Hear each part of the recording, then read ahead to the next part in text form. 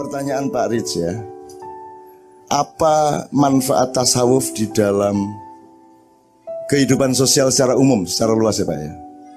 Oke, mungkin jawaban saya tidak akan bisa mendalam sebagaimana kalau kita bisa bicara berdua, dan saya tahu beliau sangat tahu jawabannya. Cuman dia mensodakohkan pertanyaan itu agar menjadi pengetahuan kita bersama.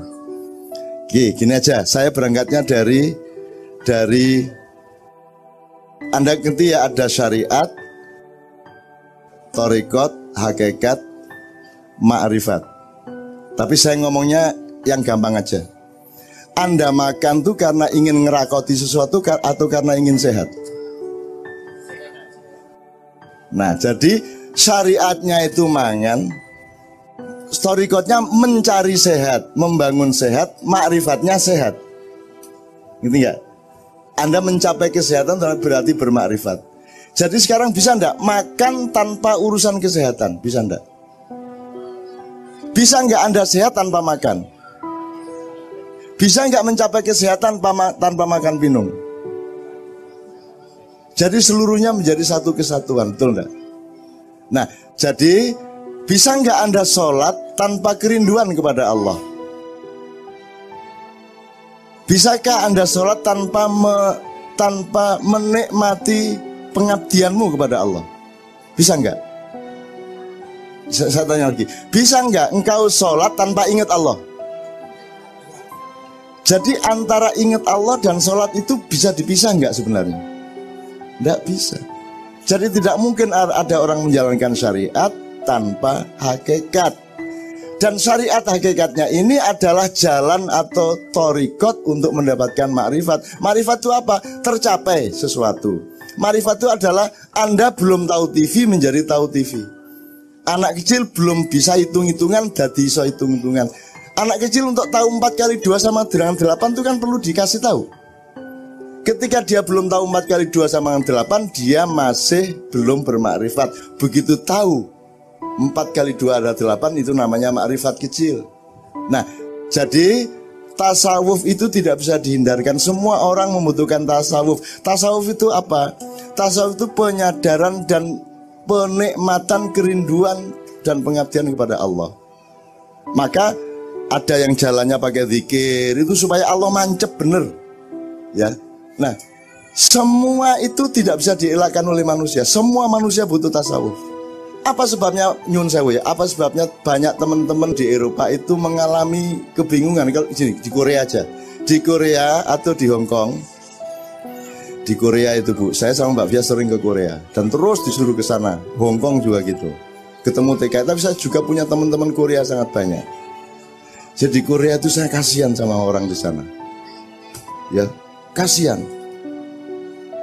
Kerja gampang, gaji besar. Tapi mereka tidak punya waktu untuk menjadi diri mereka sendiri. Ketika Anda kerjakan, Anda bukan diri Anda, tapi Anda pekerja. Jadi orang Korea itu kerja menjadi bagian dari mesin besar yang namanya industri, betul enggak? Kerja keras dan mereka tekun, rajin, luar biasa, total, profesional. Dari jam 8 pagi sampai jam 8 malam. Begitu jam 8 malam pulang, bingung. Saya ini siapa ya? Mosok saya hidup di dunia ngilangin itu. Akhirnya dia mencari dirinya. Siapakah diriku? Jadi jam 8 mereka mencari dirinya, tidak ada tempatnya. Maka mereka ke kafe, minum, kan itu kan?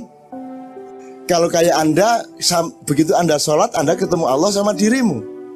Yang tidak peduli kerjaannya apa, tidak peduli hidup di Indonesia apa, di Korea apa, di Amerika, tidak ada urusan. Yang penting aku dengan Allah, Allah dengan aku, kan begitu. Anda punya banyak jalan untuk menemukan dirimu. Nah, teman-teman Korea yang saya kenal itu tidak punya jalan.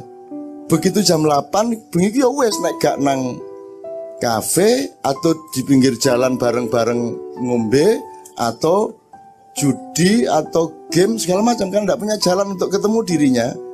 Karena ada rumus, kalau engkau kepingin ketemu Tuhanmu, maka temuilah dirimu. Barang siapa mengetahui dirinya, maka dia akan mengerti Tuhannya. Wa man arafa nafsahu faqad arafa rabba. Barang siapa mengenal dirinya, dia akan mengenal Tuhannya. Maka setiap orang habis kerja keras, itu kan dia tetap harus kembali ke dirinya. Nah, orang Korea Yang saya tahu mereka malam bingung. Maka terus setelah mabuk sampai ngantuk tidur, pagi kerja lagi gitu terus menerus bertahun-tahun. Nah sampean kan lumayan. Ono selawatan, ono yasinan, ono wiritan, ono zikir.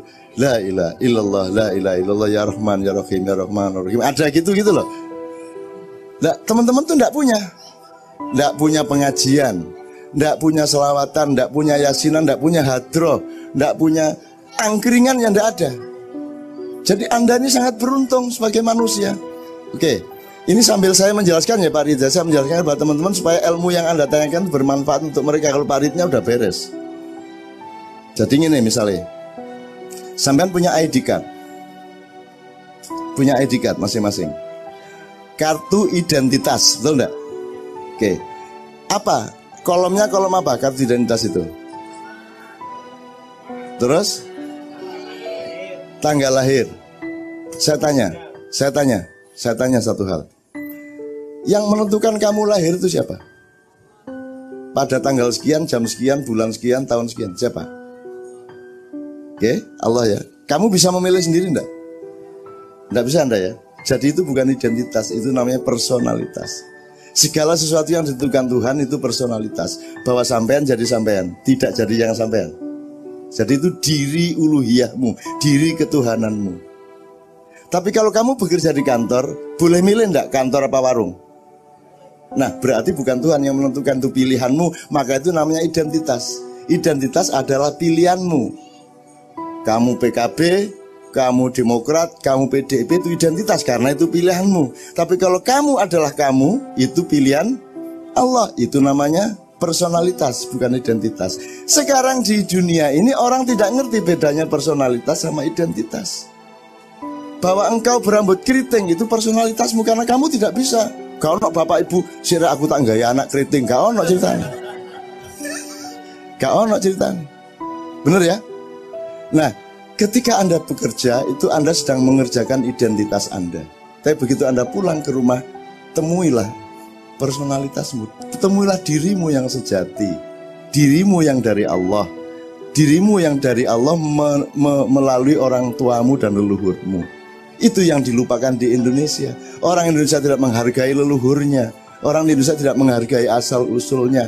Bahkan Anda jadi orang NO, dari orang Muhammadiyah, jadi ISIS segala macam, Anda menomorsatukan ISIS dan menomorduakan Islam, betul enggak?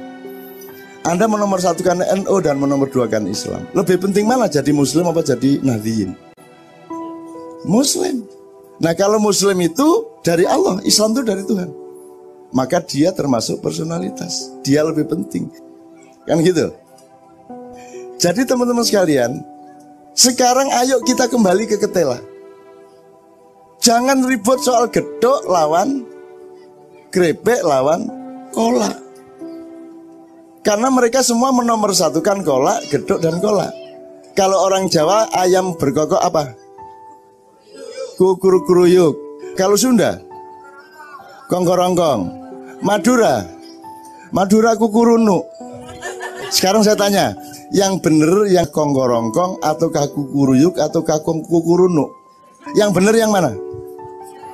Aku tanya yang mana yang bener? Yang bener itu ayamnya. Jelas ya? Yang bener itu ayamnya karena ayamnya itu personalitas. Allah bikin kayak gitu. Terus kita mencoba menginterpretasikan, coba menirukan, kan begitu. Nah, cara kita menirukan beda-beda. Kalau orang Sunda menirukannya kongkorongkong, orang Jawa menirukan kukuruyu, orang Madura menirukan ayam tadi kukurunu. Kenapa kita saling menyalahkan di antara kukuruyu sama kukurongkong? Sekarang kan begitu yang terjadi di Indonesia. Saling menyalahkan, padahal yang benar ayamnya itu, kan gitu. Maka kalau kita kembali ke ketela, artinya kembali kepada yang Allah ciptakan. Ngerti ya Bu ya? Sebentar, masuk kayak gak ngerti ya. Gini Bu, ini kayu apa Bu? Triplek terbuat dari kayu. Triplek yang bikin siapa? Dengan ilmunya dan teknologinya. Kayu berasal dari apa? Pohon. Yang bikin pohon siapa? Bisakah manusia bikin pohon? Jadi pohon itu yang namanya personalitas. Triplek ini identitas. Karena pohon juga boleh dibiarkan jadi pohon aja, nggak perlu diapa-apain.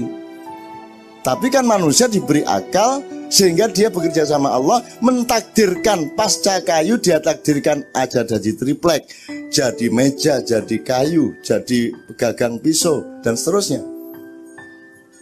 Itu namanya identitas. Maka jadi cangkul, jadi keris, jadi parang, dan seterusnya. Gitu ya Bu ya.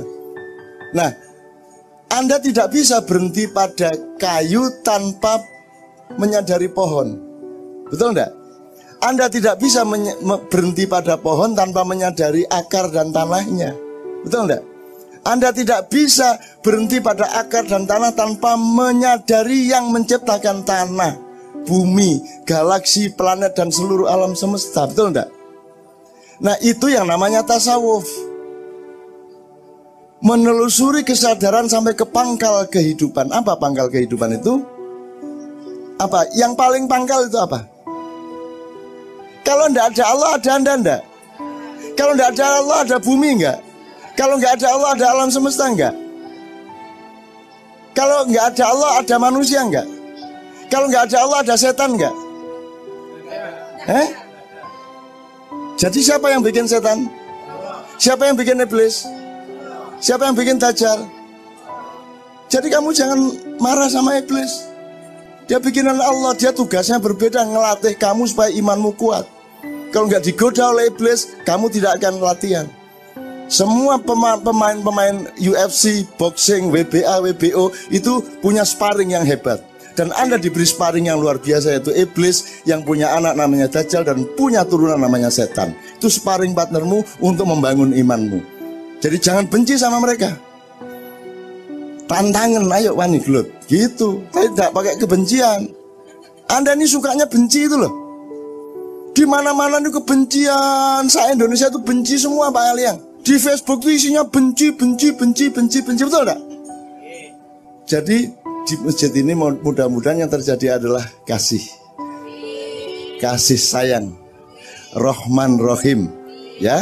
Karena tiap hari orang Islam oleh Allah disarankan untuk memulai segala sesuatu dengan membaca Bismillahirrahmanirrahim. Berapa sifat Allah? Yang disepakati 99, bisa 102, bisa lebih lagi. Tapi yang utama dari sifat Allah apa? Ar-Rahman, Ar-Rahim. Lu sudah Rahman kok pakai Rahim segala? Pernah dijelasin oleh Ustaz? Apa penjelasannya? Saya pakai penjelasan gampang aja. Kalau Rahman itu mulutnya mangap tak mingkem. Rahman, mangap ya. Berarti kalau mangap itu kan sesuatu yang terlempar keluar dan jauh. Nek Rahim, mingkem berarti dia masuk ke dalam. Nah, ngono wis gampang wis, gak ngel-ngel. Jadi kalau Rahman itu cinta yang luas. Kalau Rahim cinta yang dalam. Ah, jelas ya? Lebih dulu mana, meluas apa mendalam? Meluas dulu. Orang lain dulu yang dinomorsatukan. Betul enggak? Allah sendiri tidak mementingkan dirinya, dia mementingkan hamba-hambanya dulu. Maka bukan Bismillahirrahmanirrahim, tapi Bismillahirrahmanirrahim. Mangapse kait mingkem. Itu ya. Nah, jadi cinta itu ada manajemennya. Cinta itu tidak hanya mendalam dan meninggi, tapi cinta itu juga harus meluas. Jadi orang harus horizontal, harus vertikal sekaligus. Harus dekat sama Allah, dan syaratnya dekat sama Allah adalah dekat sama manusia. Betul enggak? Anda harus bersatu dengan semua manusia, maka baru Anda bisa bersatu dengan Allah. Wong sekarang gini, saya pernah nempeleng Anda. Salah kan saya? Dosa kan? Terus saya minta maaf sama Allah. Ya Allah, ampunilah aku pernah menempeleng sahabat saya. Terus Allah bilang, bentar, minta maaf dulu sama dia. Kalau Anda tidak maafkan saya, Allah tidak memaafkan saya. Betul enggak? Jelas ya? Nah, jadi begitu pentingnya Rahman baru Rahim. Jadi saya menjawabnya hanya beberapa dimensi Pak Rich, kira-kira yang bisa difahami teman-teman dan langsung bermanfaat. Intinya sederhana bahwa tasawuf itu tidak hanya dibutuhkan oleh semua orang Islam, tapi dibutuhkan oleh semua manusia. Yaitu meneliti dirinya sampai ke tingkat yang paling rohaniah gitu. Oke, kira-kira seperti itu.